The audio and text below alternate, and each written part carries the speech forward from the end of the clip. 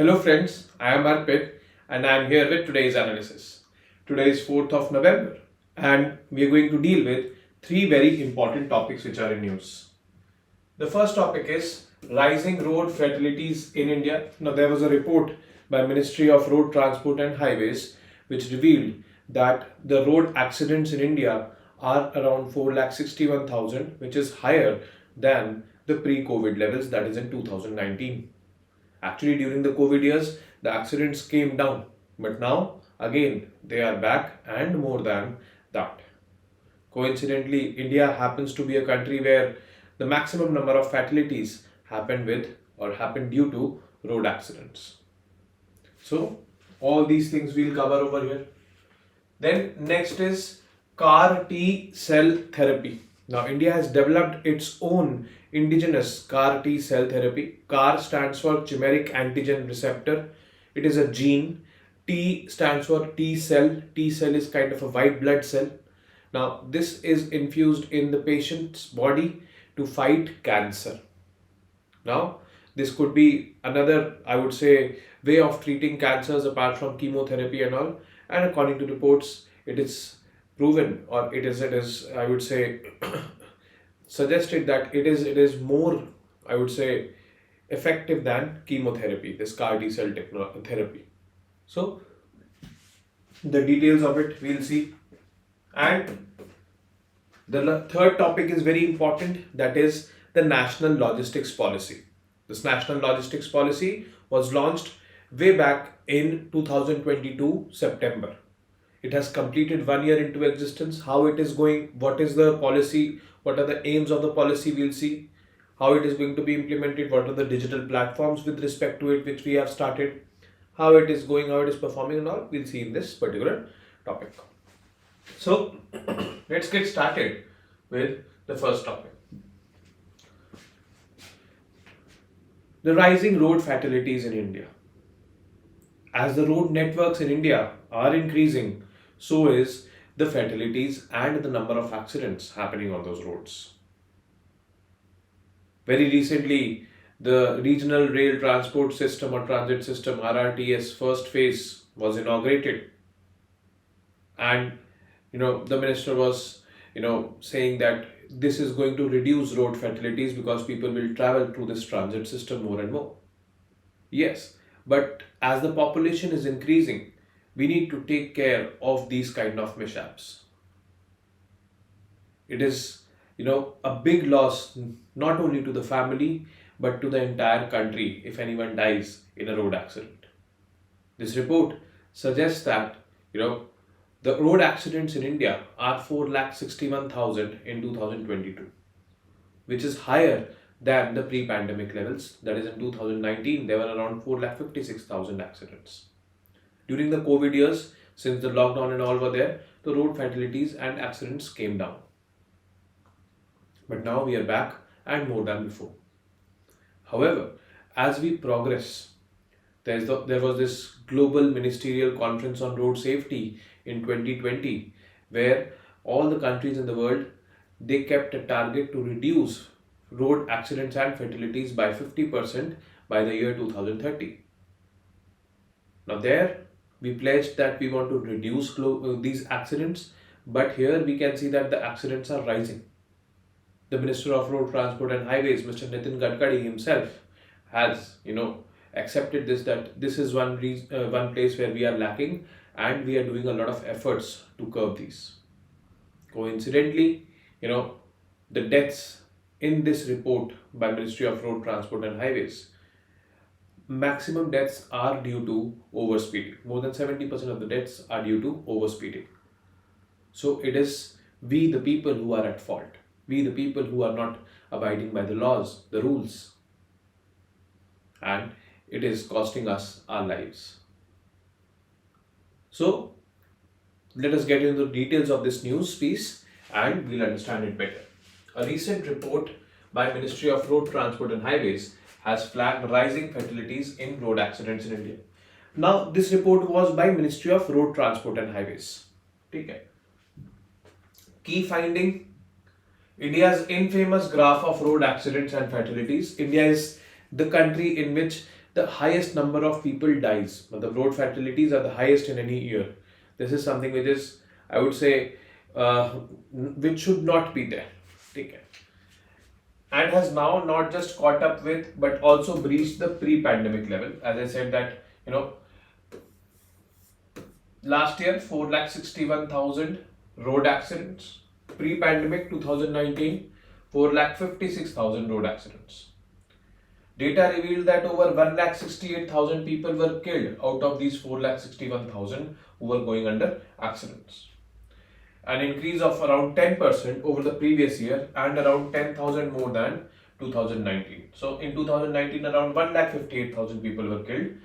The number of people killed in road accidents are rising. Total number of road accidents are also rising, we can see. Tamil Nadu, the state with the highest number of road accidents. Uttar Pradesh, the state with the highest number of deaths in road accidents. This is it. Tamil Nadu, the highest number of road accidents happen over here.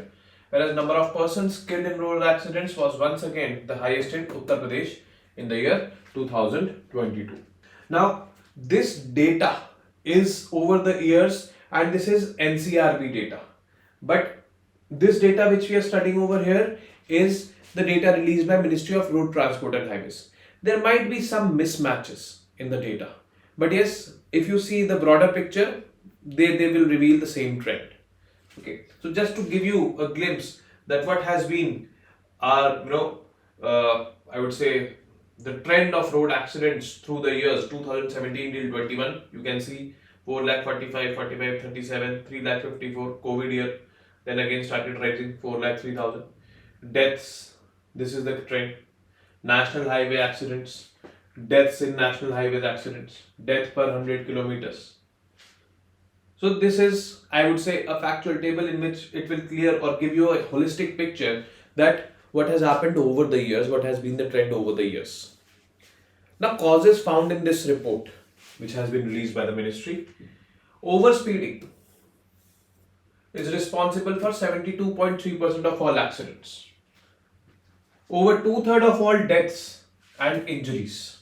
So overspeeding is the main cause. And who overspeeds? We the people. So that has to be understood. Drunken, intoxicated driving, the jumping of red lights and the use of mobile phones while driving taken together accounted for 7.4% of total accidents and 8.3% of total deaths. So there's a very famous, I would say, slang in North India. Gaadi tera bhai chalayega. And it is all about, when you are intoxicated, when you are drunk. So these kind of things come out. And when these kind of things come out and you start driving, there are more chances that you undergo an accident. So this is something which has to be avoided. Around 3,395 people died in accidents caused because they were using their phones while driving. Over 6,000 people were injured for the same reason. The report says that violations like speeding and driving on the wrong side of the road are not simply the result of human error, but may also be a result of lack of education, enforcement, and possible faults in road designs. So, driving on the wrong side, driving the wrong lane, at times is done. At times purposely is done. At times, there's no awareness, no education about the rules of the road and all. Enforcement is not proper, means traffic police and all, it is not proper. And possible faults in road design can also make you, follow the wrong path. So that is also a reason. 67% of road accidents took place on straight roads, whereas accidents on curved roads, pothole roads and steep grades together accounted for only 13.8% of the total accidents. So this is again a notable fact that on straight roads, maximum of the accidents are happening. And, this is something which is actually highlighting human error more as compared to the design error. Now, this slide contains general reasons for high number of accidents and fatalities in the country. Like violation of the rules by the citizens. Now in India, it is believed rules are made to be broken, not followed. So this happens. Overloading. unwarranted extensions from the vehicle. Like you might have seen a vehicle,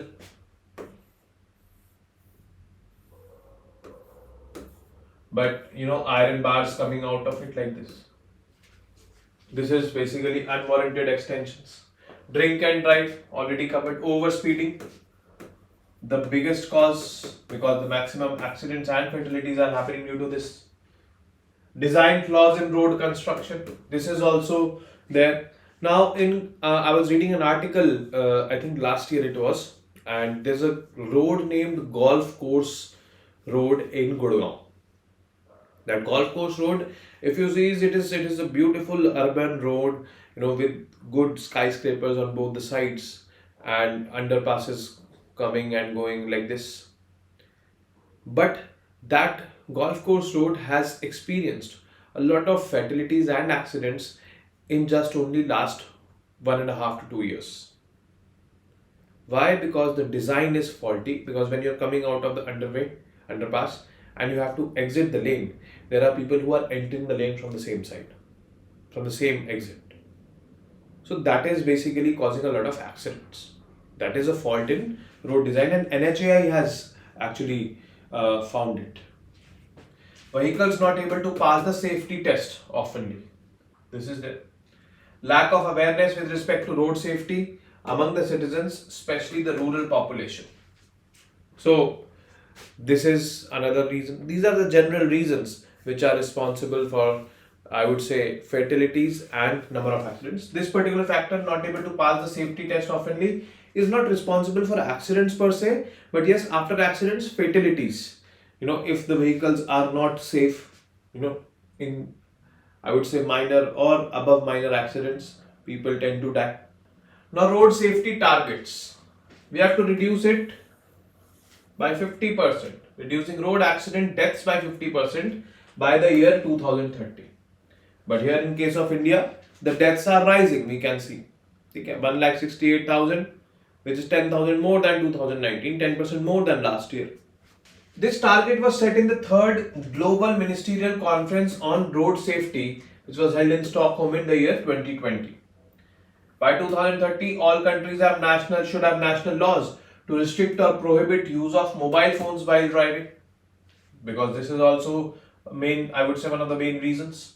By 2030, all countries accede to one or more core road safety related UN legal instruments. So that has to be adopted by the countries. These are some road safety targets globally which has been set, accepted by India, and let's see how we progress on this front by 2030. Remember, population is rising, the road, I would say, network is increasing. India has the 2nd highest road network in the entire world, followed by USA. We are following USA, at number 1 is USA. So we are increasing road networks year by year, but we also need to ensure safety of the people. Road designs should be made properly. People should be made aware more and more. Overspeeding should be made a grave offense. So all these things should be looked into. CAR T cell therapy. CAR stands for chimeric antigen receptor. T is T cell, kind of a white blood cell. White blood cells are known to fight diseases, which we have learned through the years. And this CAR T cell therapy, which disease it is fighting? It is fighting none other than cancer. It is an alternate treatment to cancer. Like existing treatments are chemotherapy and all. And it is believed, or it is, found out by experts that this is a more effective treatment to cancer as compared to the chemotherapy. In this, what you do, you take out the T cells from the infected person. In that T cells, you insert a gene. That gene is called as chimeric antigen receptor. And then you grow millions of these cells with that gene in artificial medium. Then you insert back that T cell in the body of the infected person. Now once that chimeric antigen receptor gene T cell will go inside the body. They will start attacking the cancer cells. As a result, they will fight cancer. Do all, I would say, cancer cells will be attacked by these kind of CAR T cells? The answer is no. All will not be attacked, only a specific type of, I would say, cancer cells will be attacked. But nonetheless, it is a proud moment for India because it is India's first, I would say, indigenously developed CAR T cell therapy. And it is the first developing country which has done this. Hopefully, cancer will be treated of a particular type though, but yes, it will be treated using this therapy or this technology. So let's get started with this. India's Central Drug Standard Control Organization authorized NextCAR 19, India's first homegrown CAR T cell therapy. This therapy is named as NextCAR 19, developed by ImmunoAct, affiliated with IIT Bombay. So they have been doing research since last year, IIT Bombay and all. So they have finally developed it and CDSCO has authorized it also. Now about CAR T cell technology, it is a way to get immune cells, the white blood cells. These white blood cells are called as T cells. It is a type of white blood cell to fight cancer by editing them. Now this cell has to be edited. What I was saying that, you take out T cells from the body of the infected person. In those T cells, insert a gene. So that is what as editing the cells in the lab so that they can find and destroy cancer cells. How do you edit them? You add a gene in them. This gene is called as chimeric antigen receptor, CAR. This helps them better identify specific cancer cells. The CAR T cells are then given back to the patient. It is also sometimes talked about as a type of cell-based gene editing because it involves altering the genes inside the T cells. Actually, yes. If you see the structure, cell has a nuclei. Nuclei has, I would say, DNA or RNA. It is like this.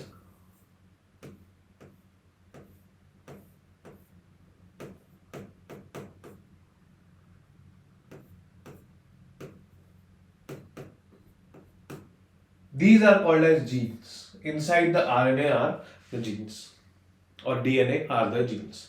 And we have to alter this gene or we have to include this gene in that white blood cell.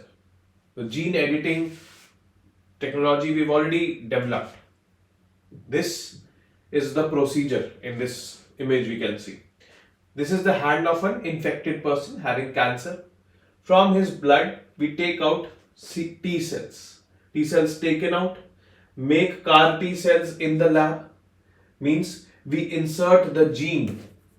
Which gene it is? CAR gene. Chimeric antigen receptor gene in this T cell which has been taken out. Now this CAR T cell with this chimeric antigen receptor gene is already there. This is depiction of chimeric antigen receptor gene which you are seeing with spikes. Now this goes in this artificial medium where millions of CAR cells are grown.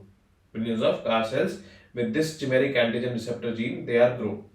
And then this is inserted in this person's body. Infuse CAR T cells into the patient. These CAR T cells go inside the body and this is that cancer cell which they will attack, they will fight. They will not let it grow.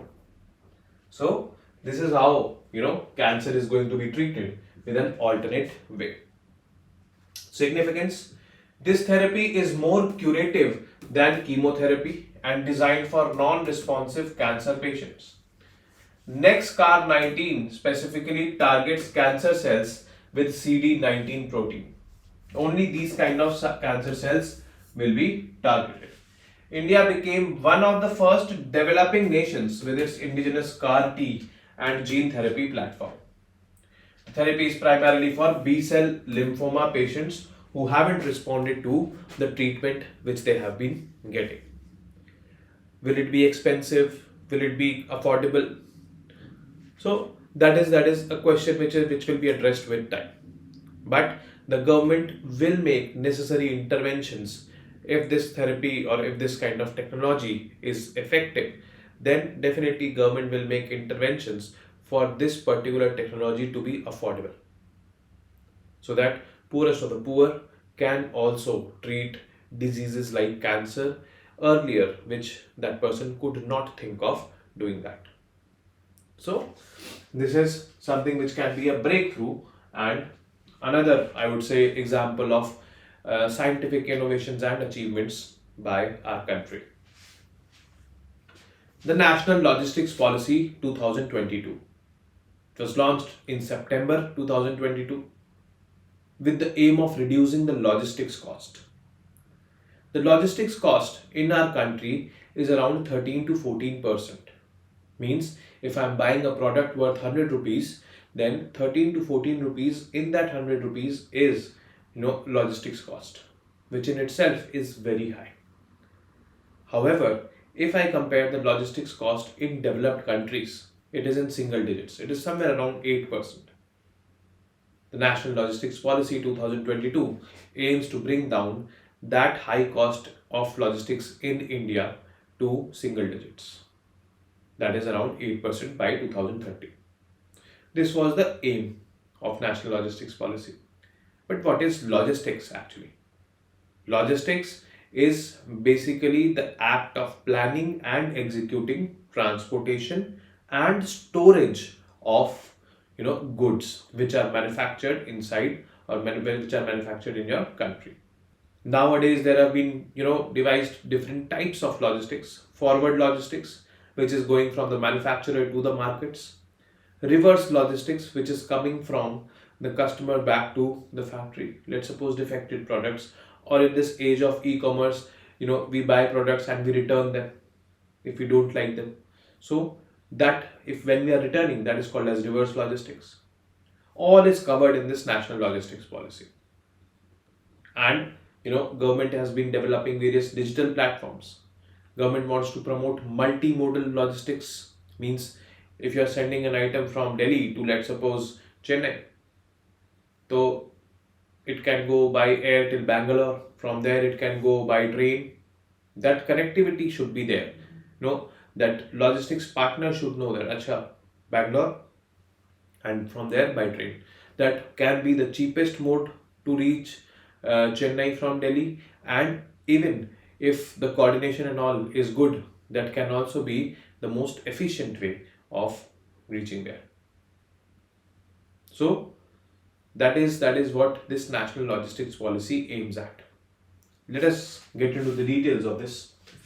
Now, the Prime Minister Narendra Modi unveiled the National Logistics Policy in 2022 that seeks to address challenges facing the transport sector. And a lot of challenges are there.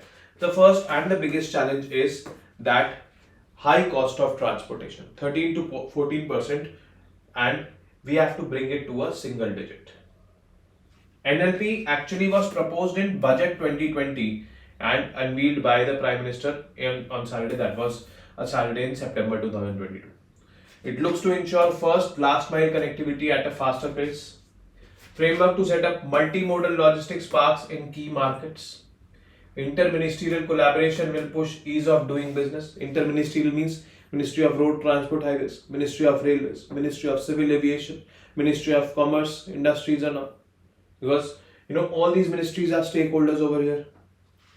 Targeting integrated tech-enabled approach to logistics ops. This will boost efficiency, help attract investments in the country more and more, because this will definitely boost economic activity. Now, what is logistics? Logistics is nothing but a process of, I would say, planning and executing efficient transportation and storage. So it is not only about transportation. It is about transportation and storage also of goods from the point of origin to the point of consumption. The goal of logistics is to meet customer requirement timely, in a cost-effective manner. Worth of Indian logistics market, USD $200 billion, which is employing more than 22 million people, formal, informal, both. Now, need for such a logistics policy. The one word answer to this is to make, logistics seamless, to make logistics efficient, and most importantly, to make logistics cheap. 13 to 14% is the cost. Presently, we have to bring it down to single digit. Single digit means 8% should be the cost. If 8% is the cost of logistics, then products will become more competitive in nature. But yes, all of this also depends on the prices of oil or whatever mode we are using, whatever fuel we are using for transportation. The difference between logistics cost to GDP in India is 14% and in developed countries is 8%. We want to bring it down. So that was the only, or I would say the main reason that why we needed this national logistics policy. Now, features, there is basically a comprehensive logistics action plan, CLAP, which will be utilized to implement 4 key features of the policy. The first feature, integration of digital systems, IDS. IDS integrate 30 systems from different departments: road transport, railways, customs, aviation, and commerce. This is basically going to be kind of a stack where the programs of all these ministries will be integrated, and you can access to this stack and see what kind of projects is where how can I transport, how can I send the products from one place to the other place by using this. Next is unified logistics interface platform. This is very, very important. This is going to be the game changer. Now, this portal will consolidate all digital transportation services, simplifying exporters' processes and streamlining the transportation sector. Now, let's suppose I am a manufacturer here in India. I want to sell products to, let's suppose in Delhi I am, and I want to sell products to Hyderabad. So I can go to this ULIP platform where I can see that how my products can reach there, because there already established networks, already registered transporters and all are there, and I can connect with them and I can send. Even if I want to export, then I can see the logistics partners in export who are there, who are operating, because trade, manufacturing is going to increase in the country. Exports are also expected to rise in the country, and in all this, a very key player will be the logistics partner. So I will find my logistics partner on this unified logistics interface platform, and I will also find the best way to transport my goods from my place to the destination place. Then ease of logistics, eLog. eLogs is a new digital platform which enables the industry to promptly address operational issues with government agencies. So here basically industries are integrating or connecting with the government and highlighting their problems, their issues, and government will be resolving them. Kind of a grievance portal it is. System improvement group.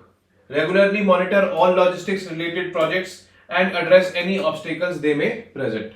So this is kind of an ongoing, I would say, process which is going to take place on this particular portal, and improvements will be suggested and implemented. Progress under NLP, digitalization. Over 614 industry players have registered on ULIP. The second portion which we covered, that is going to be the game changer. And 106 private companies have signed non-disclosure agreements. Then export-import logistics, Ministry of Road Transport and Highways and Ministry of Railways have sanctioned 60 and 47 respectively projects aimed at enhancing last mile connectivity to the ports. That is basically Sagarmala project it is, where ports are being connected by multiple modes of transport. State engagements. 22 states have already disclosed their logistics policies. Issues and grievance redressal. Around 29 business associations have been urged to enhance good governance and stakeholder outreach in the logistics sector. So this is happening, transparency is increasing. But challenges definitely are there.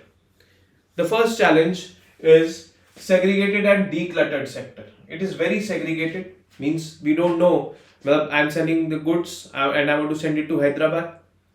There may be transporters from Delhi who are sending it, but I'm not able to find because I don't have the knowledge. There's no proper, I would say, interface where I can connect with them. Segregated sector it is. So as a result, my products will be delayed. It can cause loss to me and it can cause loss to the customer as well. Irregularity is there. The absence of logistics standardization leads to interoperability issues, increased handling risks and delays. Lack of skilled workforce. It is a labor intensive industry, this particular sector, but employs nearly 22 million people, with only 4.7% of these being formally skilled. Lack of coordination. Lack of coordination between states in logistics is causing delays in shipments and increased cost. Now, here the stakeholders are states, the governments. There is lack of coordination among them. That is why delays are happening.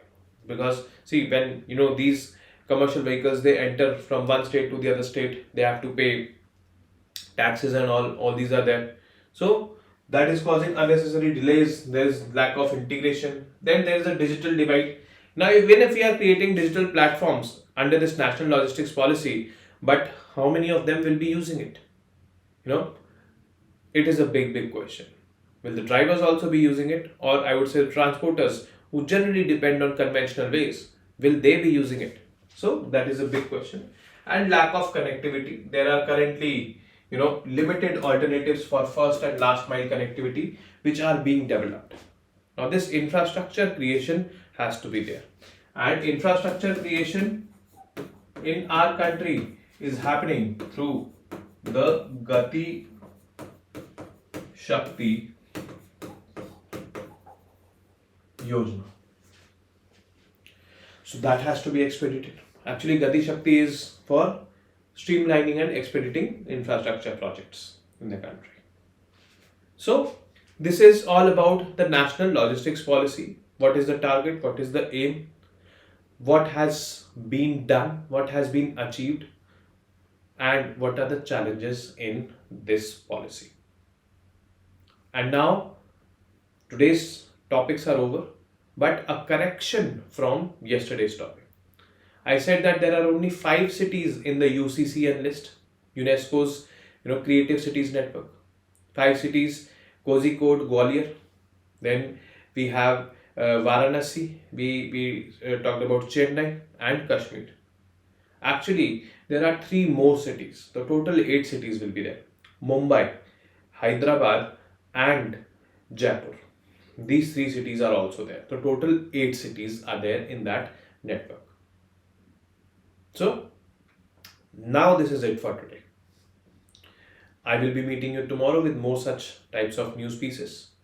And you've mentioned in the comment sections the topics I will be covering. Don't worry.